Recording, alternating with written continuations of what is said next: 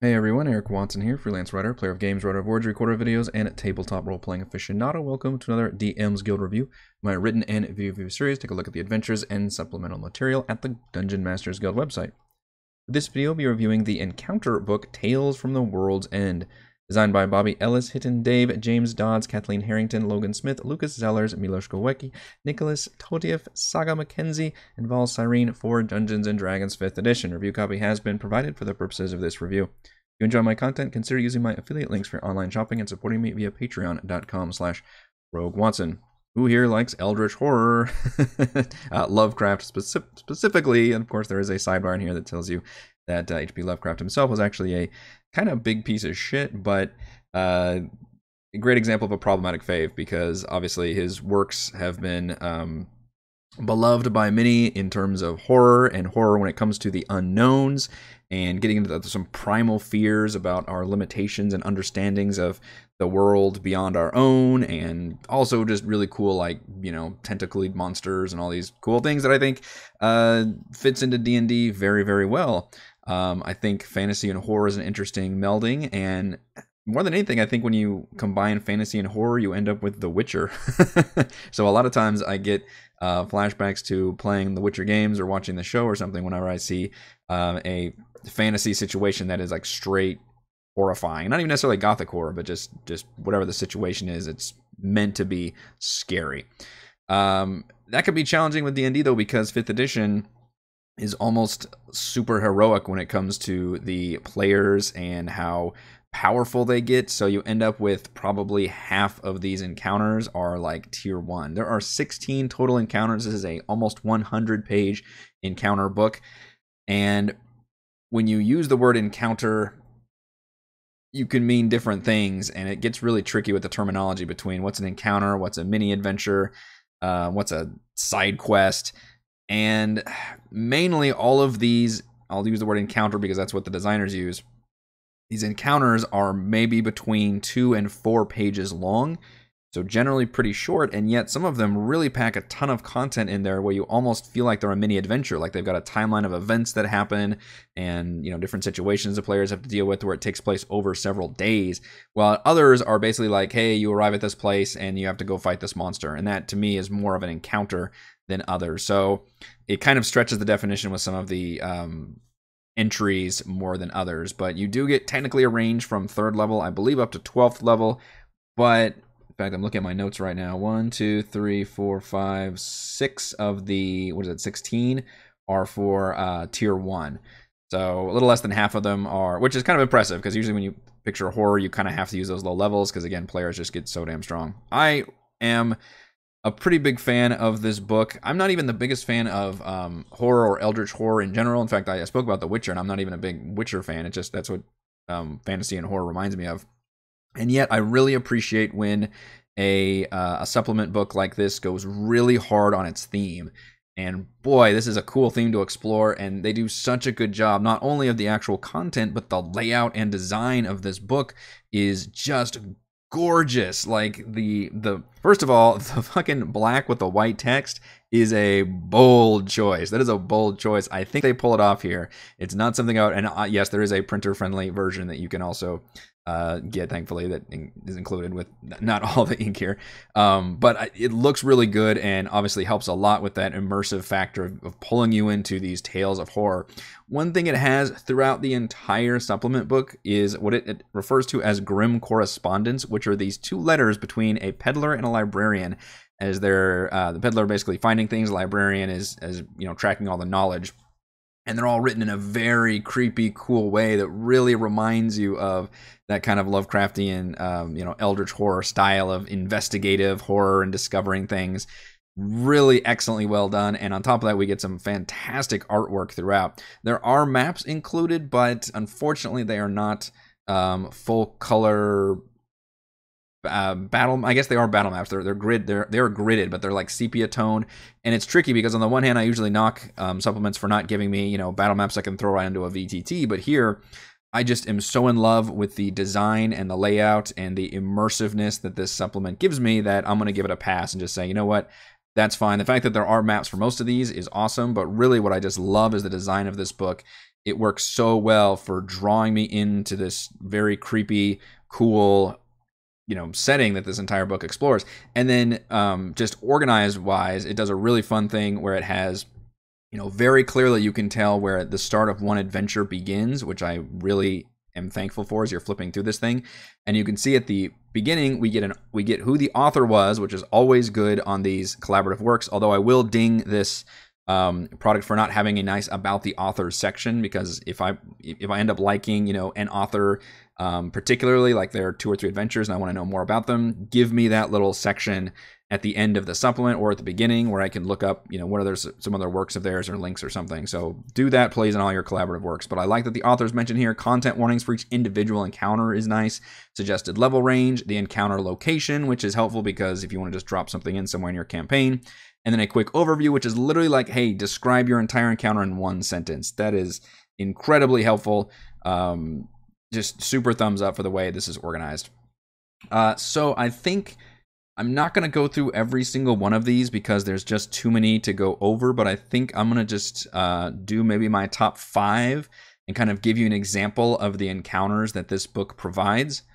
So we are going to go to Jackson's Folly, which is page 23 right here. So this one takes place near which, water is a big part of Lovecraftian stories. It's and the ocean in general is very, the unknown, and there's a lot of cool horrors that can, come from the water because there's so much we still don't know about what's lurking beneath and all that. It's a lot of pits, it's a lot of waters. You get all these overlapping themes in this book, which at first I was was a complaint of mine, but then I thought, that is what Eldritch horror is, though. You take, there's only so many, themes and things to extrapolate on and explore. So I appreciate that they used a lot of them. Maybe I just wish not all of them were necessarily just, hey, go fight this one monster, but they are encounters, so I get that they're not usually multi-step processes. This one, however, is just one of those really good, go fight this monster things. But here you don't even know that you have to go fight a monster. Instead, you're checking up on this, classic old man in the sea situation where he's just a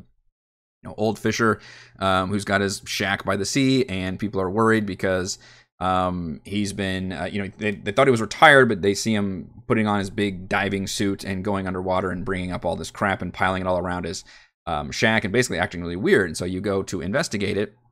And sure enough, you find all this garbage everywhere, and you find there's like a chain going into the water, and there's nobody to be found. And then you do the classic, like you open a trunk and you see the old man's body, which I think is fucking great. It's all creepy and stuff. And then you hear the sound of the diving suit coming up out of the water. Oh, that's so cool.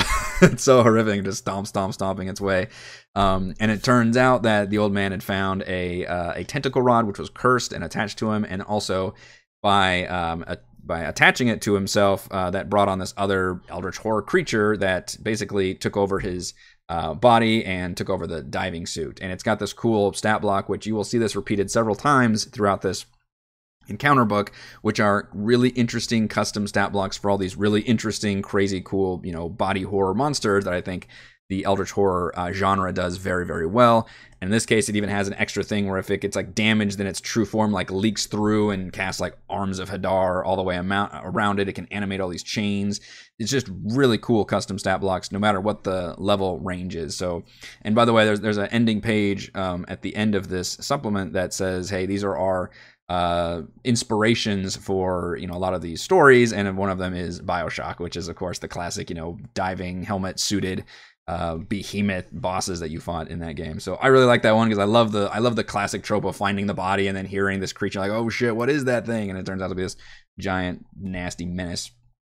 All right, let's jump ahead to Beckoning the Bleak. Now this one, I just mentioned a lot of them are about fighting a monster at the end. This one actually does not have a monster at the end. This one is but it does feature the creepiness of water, and there's a giant pit at the bottom of this lake near the town. There's a whole lot of information about how this town is drinking the water and it's affecting their thoughts and memories. And it turns out that the pit is like a gateway into this interdimensional realm where these creatures float around and consume you. Then they're like, unknowable, and you can't even attack them or anything. It's just too much for your brain to handle.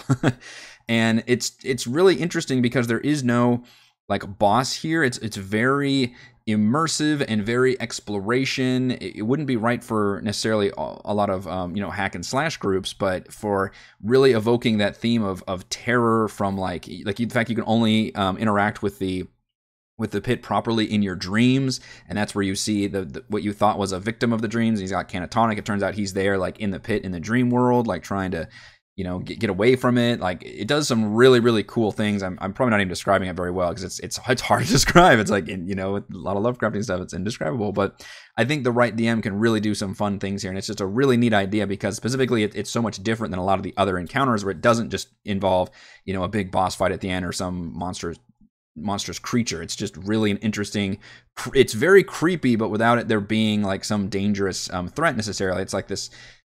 It's just this oppressiveness that you have to deal with and free the town from this waters that's basically slowly corrupting them, which is another theme that you will see again and again, which is an entire town has gone crazy or possessed or something is affecting them, and then you have to get to the bottom of what is affecting this town. That's like 5 of them, by the way. Some of them it's like a plant monster.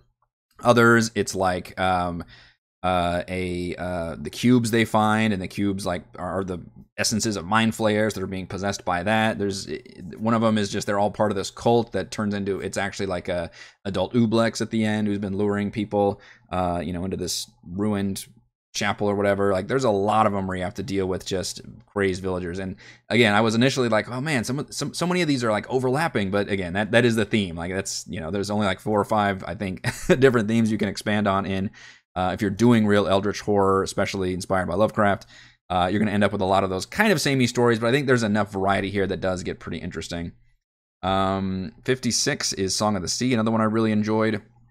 This one does feature the monster at the end, but it has this one I feel some of them it feels like they are too short, and I get that they're encounters, but they have such cool ideas that I want more from them. And some of them are like that one lake one was like straight up 4 pages, and there was a lot of good content in there, whereas other ones it's like, okay, I feel like there's missing information. Some of them it's just they're missing at the beginning, or they might be missing information at the end, where it feels like it kind of peters out at the end, or maybe we jump in too quick. This one is one where it kind of feels like we're missing information at the beginning because it just jumps right into this festival.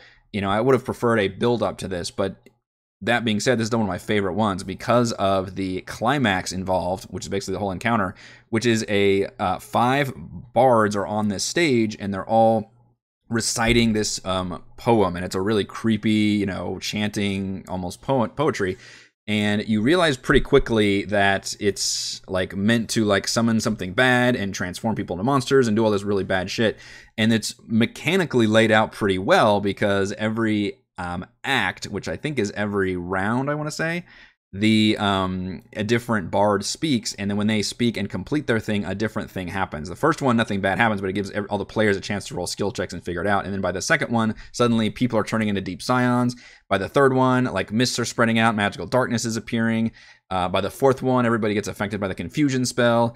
And then eventually, if it makes it all the way to the end, a straight up, what is it called? Morkoth, which is in Mordenkainen's Tomb of Foes, like emerges from the sea. And you still have to deal with all these like evil bards and stuff. So I just thought that was cool because it's basically a boss fight with this ongoing objective where you're trying to stop this ritual from happening.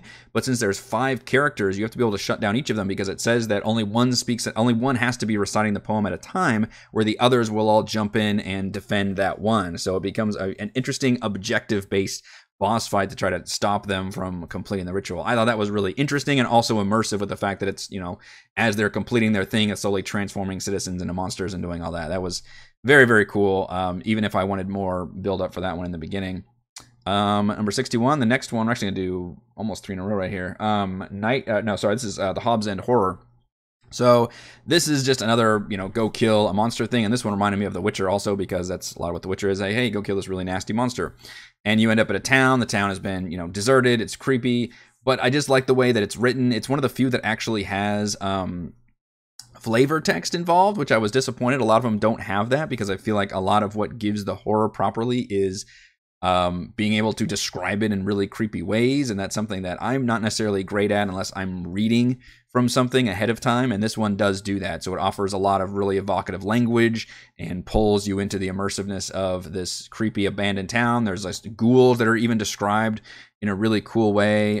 Spindle-limbed creatures with silvery eyes cavorting with glee is how I describe these freaking unique ghouls. And then the actual monster is freaking amazing. So as I mentioned, a lot of the custom stat blocks we get are really, really interesting. If not for anything, even if you're not going to run any of these encounters, like you might just want this supplement just for these really cool custom creatures, because they're meant to be standout boss fights and meant to be very challenging for what their CR is, which I appreciate. These are creepy eldritch horror boss fights. In this case, the Hobbs End Horror is just a tentacled plant monstrosity that has like corpses and ghouls stuck to it. A lot of these are all about like body, morphism and specifically like pulling body parts or creatures into themselves. I think there's like 3 different boss monsters that do that. This one is my favorite though, because it's got such an insane stat block where it can force. I think it has an ongoing effect where it like charms people into coming over to it, in which case it will engulf them.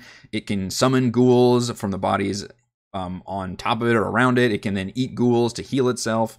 It can, if you're grappled by it, it can drain your life essence and try to turn you into a ghoul. It's just really fucking cool and creepy, and there's a lot of really neat abilities, which I appreciate. Now, some of them don't all go for that. Like some of them, like I said, there's one that's just like an adult Ublex. One of them is just an Elder Brain at the end of the Mind Flayer one. And those are fine, but what I really appreciated were the ones that do have these awesome custom stat blocks. There's one earlier that I skipped over that's this Patchwork Abomination, which is very creepy, almost like a Twilight Zone episode where it's just like roams around this village at night trying to collect body parts to add to itself. And it's also got this really cool custom stat block for lower level adventures. So I love all of these custom monsters. Very well done. Night of the Living Dreams. This one is very clearly inspired from Nightmare on Elm Street, and this one is extremely short. I mean, you can see it. There's one page here, and then that's basically it. And then it has a page of the stat block and the layer. But I love how this one starts, because it's not like, hey, you stumble upon a thing or you're given a quest to go here. Instead, it says, hey, anytime your players get a reward, give them a scroll of dream, a spell scroll of dream. And next time they try to cast or copy this scroll, it triggers this event. That's awesome. And what it triggers is basically the fact that this creature lives in this dream world that marks the person who last accessed this cursed scroll.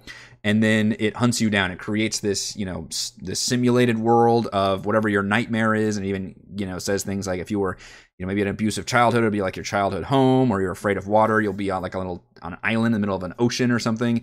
That's the world it creates. And then it's just this like one-on-one boss fight with this terrifying Noctis Fiend, which, not thick is what I was thinking of, but it's this unique CR9, average 100 hit points. It can read the thoughts like a Nothic can, but it's got all these extra, multi-attack abilities and charge. It's just a really powerful creature. The cool thing is, it does the dream thing where players can actually wrest control of the dream world and thus gain some new abilities in the form of the layer actions, which is a very clever way of doing the whole dream world thing. So normally the Noctis itself can have layer actions where it controls, the entire dream world. However, players can actually roll a contested charisma check to take over the dream world, and one of their abilities is to summon their allies into the dream world, because that was a concern of mine. I was like, how the hell is one player surviving against this one creature? And meanwhile, in the session, all the other players are just sitting there dumbfounded. So that offers a really fun chance to pull some of the allies into the nightmare world and help fight off this creature that's basically just this cursed like got you event that you can spring on either maybe all your players or a specific player that interacts with this scroll. But I just love the way that's you translate that dream world thing into a cursed item that is unknowing completely for the PCs, especially when using a spell scroll, because those are never usually cursed. Those are just, they do the thing and it's done. And this one, it does not consume it when it's used. Instead, it just creates this very terrifying, cool dream world boss fight. So I thought that was just really, really awesome. And I think those are my top 5 adventures, but that gives a pretty good example of the different kinds of encounters. Let's cover one more. Let's do like a top 6. So Oakheart and Beyond is the 12th level, is the top one. This one is kind of predictable with the way it works and could be difficult to pull off for a DM, but involves, again, a lot more exploration and role playing, at least for the first half.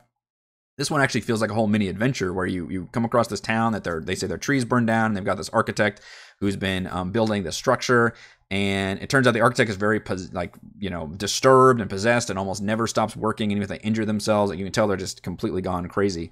But there's a lot of ways it feels like the players could do to interrupt this, and it even says like, hey, it will delay it, but it keeps on getting built. Like, at some point there's nothing they can do almost to stop it, because everybody gets possessed to build the structure. And then it feels very like almost Close Encounters of the Third Kind, or I don't know, any like Arrival or Contact or something where you don't have enough information about what's going on, but except for you have to build the thing. Be Field of Dreams, I guess, in a way. If you build it, they will come. In this case, what's coming, however, is not your baseball dad. It is a Warlock of the Great Old One, Starspawn Larva Mage, and Starspawn Manglers. It, of course, is a gateway that reaches into Eldritch Dimension and pulls in these terrifying creatures, which is a bummer for that town. A little predictable, because of course this alien-looking structure is not going to be good, but I still like the way it's written. It is a fun little build-up into these events, and I think it's, unlike some of the other ones which feel too short, this one feels like the perfect amount of length for what amounts to a pretty fun, unique encounter, and I like the use of the Starspawn creatures as the Eldritch Horror. So just a really great variety. I love the immersiveness of all these, the artwork and the layout and the maps that we get, which again, I wish, on the one hand, I wish we had full color maps. On the other hand, I actually really like the artwork a lot, and the sepia, like parchment stuff, really fits quite well. So to me, I'm not going to actually complain about the map quality. In fact, it's probably a big thumbs up for me, but that is something I kind of wish we had, was like, oh man, because so many of these are like boss arena fights with layer actions. It would be nice to, like, hey, if I want to run this, and a lot of these are pretty easy to drop in if you just want to do a more horror thing. It would be nice to have those VTT ready maps, but I'm honestly not going to include that as an official complaint, because I think it looks really good in the context of this entire product. All right, let's go over my pros and cons for Tales from the World's End. Pro: over a dozen Eldritch Horror themed encounters and mini adventures. Some of them honestly really feel like entire mini adventures, where others are basically the single, monster fight encounters. And what they all do, some of them I like much more than others, but I do think they all nail the Eldritch Horror theme very well. If I was scaling, if I had a breakdown of different things, the theme would basically be maxed out for just about all of them. I really think it does a fantastic job of exploring, again, the unknown, whether it's water or it's a pit or it's some, amalgamated creature, and, villagers being possessed and taken over. Like, all of those themes that you would expect are here, like, triplified. Pro: many awesome new custom stat blocks representing terrifying new monsters, which is really fun. So that's something that I didn't necessarily expect, but I'm glad to see. I expected to have some unique monsters, but we've got a lot of, terrifying Eldritch Horror-esque monsters between all the official 5e books. So a lot of time, and like the Ublex is a great example. I was like expecting more like that, basically. I was like, oh, and it's just going to be whatever this creature is. But instead, the designers honestly did a pretty good job of like, no, we're going to create our own, interesting monsters. It's these, alien flowers that lure people in and then eat them. Or it's this, terrifying patchwork monster that grabs body parts and attaches it to itself, or that shambling plant tentacled thing that grabs entire bodies and can spawn, turn people into ghouls, and that collect people for it. Like, this is all just really cool. There's one that's very clearly based on Stranger Things. There's like this, I don't know, monster dog thing that snatches up children and puts them in his dimension, while the other it's a slot is what it is. But it's a unique slot. It's like a corrupted blue slot stat block. All of those are very, very cool creatures. So honestly, huge thumbs up on all the custom monsters. Pro: immersive layout and design with evocative artwork and the grim correspondence. These are so awesome. I just love reading through these. It gets a little tricky, honestly, to read some of the font when it comes to having to decipher cursive. I don't know what the best solution to that is, because I do like the fact that it looks, like an actual grim correspondence. I think that looks good. I guess the best thing to do would be to include like I don't know, maybe a sidebar that had it actually typed out properly or something. It does. Maybe that's just me, because I have a hard time actually reading cursive, and it really slows me down, and I want to be able to read it and enjoy it. But I'm not going to ding it for that, because I think it looks really good. The art is awesome. The entire layout presentation, the freaking black background with the white text on top, looks great. Like, it's just gorgeous is probably the wrong word, because it's evoking horror, but it is very horrifying in a great way. And pro: helpful subheading that includes quick overview, suggested level, and content warnings. All of these little side subheading things up here.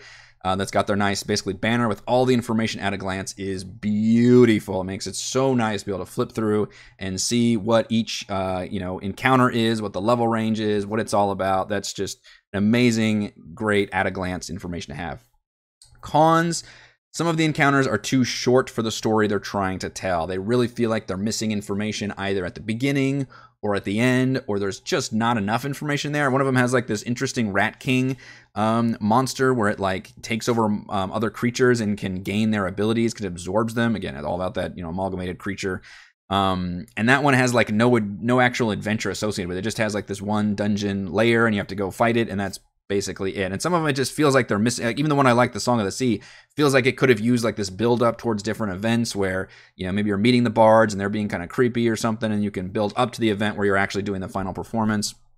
So I wish, maybe that's a problem, because I get, it's tricky because I get wanting to do encounters literally only a couple pages, but that means you have to work around the constraint that you have, right? You have to tell a story, and that is a skill, is being able to tell a proper little tale or story, whatever you're trying to do within those few pages. And some of them, they seem like really cool stories, but they build up to something that I wanted much more out of, and I don't feel like it fits well within the tiny encounter frame the way other ones do a better job of. And then my other complaint is, please give me an about the author section. Throw something at the end that's got a nice little, doesn't have to be a full paragraph, although that's nice, but just a couple lines about each of the authors. Maybe what their other works are, if I want to, explore more of them and all that. I think that really should be kind of a necessary thing for a lot of these collaborative works. I do appreciate that all of them at least have the author written on there, so I can identify what each encounter and who they were written by. Final verdict. For fans of Eldritch Horror, Tales from the World's End is an excellent collection of encounters and mini-adventures that feature all of the possessed villagers, dangerous nightmares, and tentacled monstrosities that you could want. Thank you for watching this video review. You can see my written review at roguewatson.com. You can watch more reviews and follow our own D&D adventures here on my YouTube channel, and support my work at patreon.com/roguewatson. Shouts to Platinum patrons: Joe, Will, Tiny Dancer, Christopher, Thomas, Adam, Stan, Nathan, Alex, William, I'm Loud, Al, Kyle, Skalenia, Genocider, and James, and David. And gold patrons: RPG, Papercrafts, Pretty Boy, and Yuma, Marcus, Dead Lizard, Lion, Sam, Lumpy Spuds, Jerome, Blood Angel, Runus, Nathan, Fancica Tortoise, and James. Thank you all very much for your support.